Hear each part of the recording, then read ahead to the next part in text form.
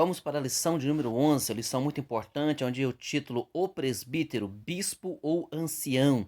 Lembrando que é a mesma função exercida na igreja, né? O presbítero, bispo ou ancião. Então, conforme a igreja, ele é chamado de presbítero, numa outra igreja ele é chamado de bispo, e uma outra igreja ele é chamado de ancião.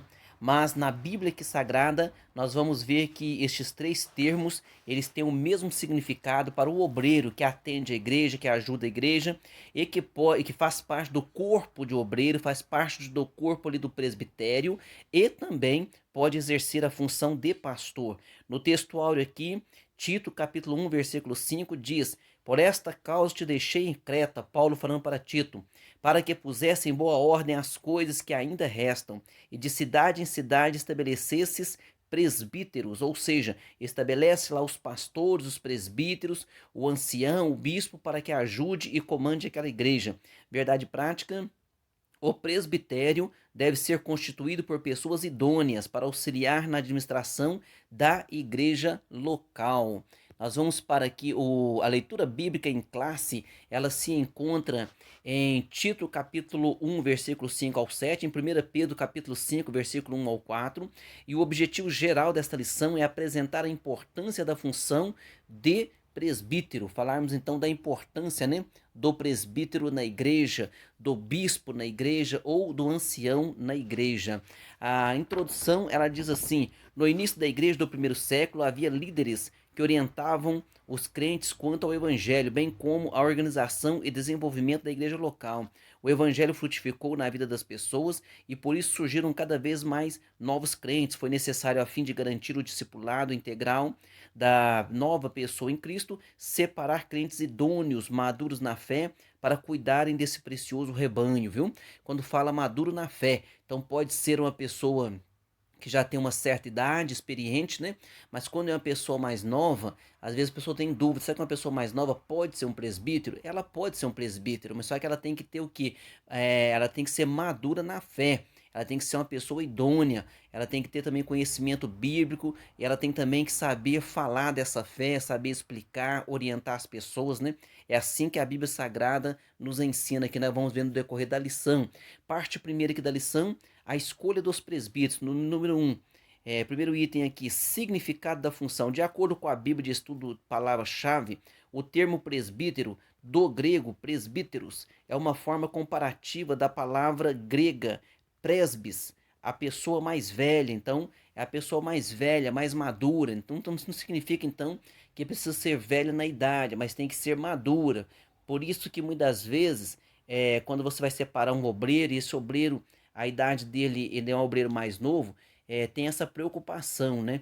Mas então tem que ser uma pessoa idônea na fé. Nós vemos hoje tantos obreiros separados de qualquer maneira, pessoas que depois você vê que por qualquer motivo está se desviando, está causando escândalos. Então que Deus tenha compaixão e misericórdia, e principalmente da liderança ao separar os obreiros, né? É um título de dignidade, viu? É um título de dignidade, que significa a pessoa tem experiência, a pessoa é madura na fé. É um sinônimo também de bispo, no grego episcopos, supervisor, também de professor, né? Do grego aqui didascos, didásculos. Então, também de pastor, no grego poimen. Então, o significado é tudo isso, viu? Então, um presbítero, ou bispo ou ancião, engloba essas funções. No item 2 aqui, a liderança local. O apóstolo Paulo cuidou de organizar a administração das igrejas locais. E agora ele coloca aqui o jovem Tito, ele dá essa ordem ao jovem Tito, né? Dizendo para ele: olha, você vai de cidade em cidade e estabelece ali os presbíteros. Então você vai chegar na cidade, começa ali a ganhar almas, e as pessoas que vêm vão aprendendo. Naquele grupo ali, você vai ver que alguém está se destacando, que Deus está levantando alguém naquele grupo para que estabeleça ali o presbítero naquela igreja, os anciãos naquela igreja, para cuidar então daquela igreja. No item do 3 aqui, as qualificações. No Novo Testamento, as referências aos presbíteros encontram-se no plural, sempre dizendo presbíteros, né? Também dizendo bispos e anciãos. E essas referências estão aí na sua revista.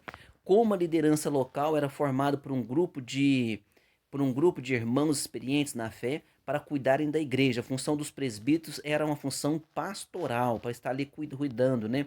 Uma leitura atenta às duas listas indica, você tem uma lista ali das qualificações em Tito, capítulo 1, versículo 6 ao 9, e também lá em Timóteo, 1 Timóteo, capítulo 3, do verso 1 ao 7. Então tem ali uma lista falando como que o presbítero deve ser, como que o bispo deve ser. Uma leitura atenta a essas duas listas indica a importância da função e como as igrejas não podem descuidar-se quando da ordenação das pessoas para servir, viu?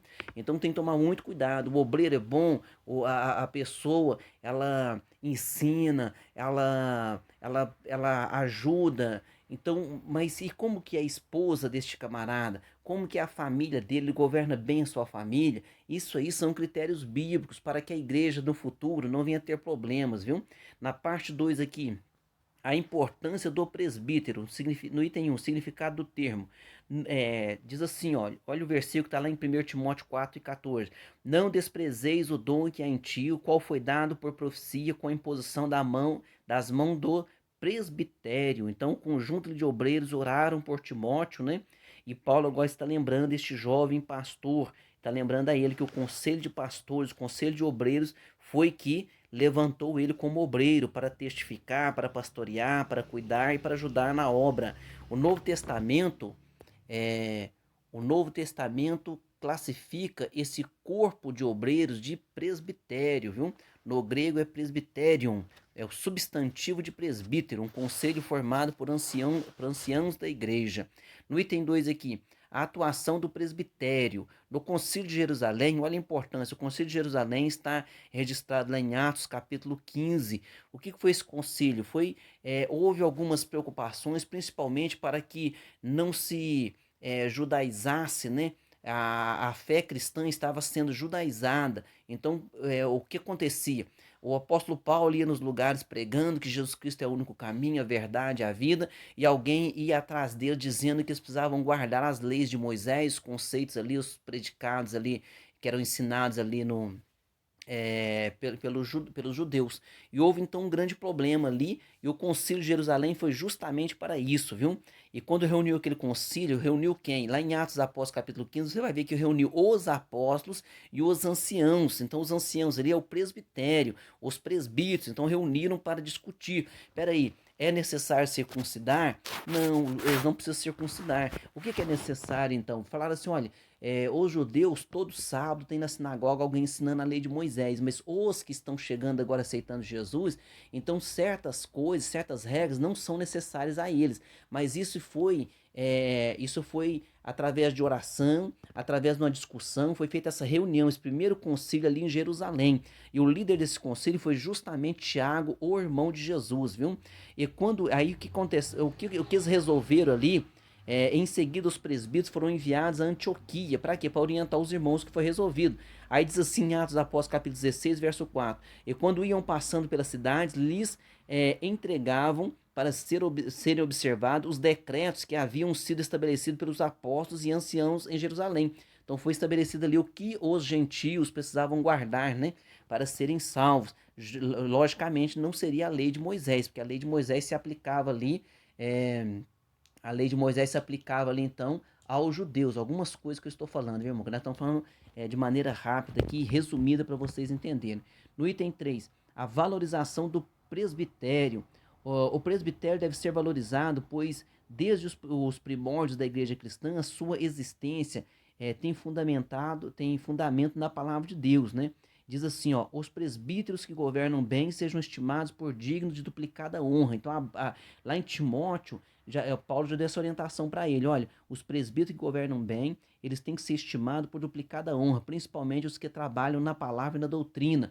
Então, o presbítero que governa bem a sua casa, o presbítero que tem essa desenvoltura para estar ensinando a doutrina, então, olha, honra ele, dá a ele duplicada honra para que esteja ajudando a igreja, para que esteja à disposição da igreja e ajudando esta igreja. Nós vamos agora para a última parte aqui da lição, a parte de número 3 da nossa lição, que tem o título Os deveres do presbitério. No item 1, apacentar a igreja. Então, um dos deveres do presbitério é apacentar a igreja. Os presbíteros têm o dever de alimentar o rebanho de Deus com a exposição da santa palavra do Senhor.